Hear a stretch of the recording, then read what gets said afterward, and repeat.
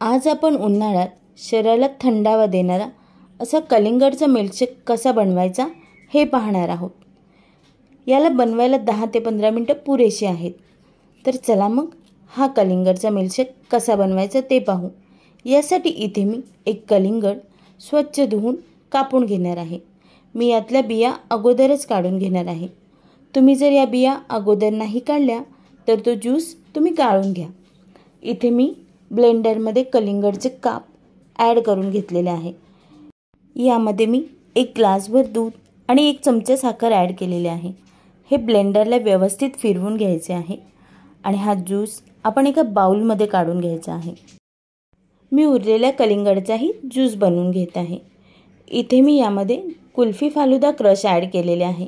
यामुळे मिल्कशेकला रंगही छान येतो आणि टेस्टही उत्तम लागते।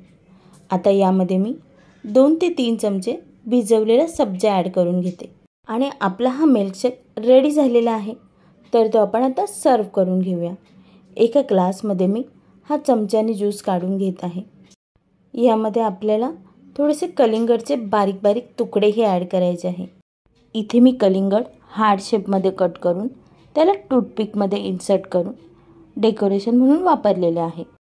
या डेकोरेशनमुळे मिल्कशेक खूप सुंदर दिसतोय। तर अशाच छान छान रेसिपींसाठी रोहिणी स्पेशल रेसिपीला नक्की सबस्क्राईब करा, लाईक करा, शेअर करा आणि कमेंट करून आपल्या प्रतिक्रिया कळवा।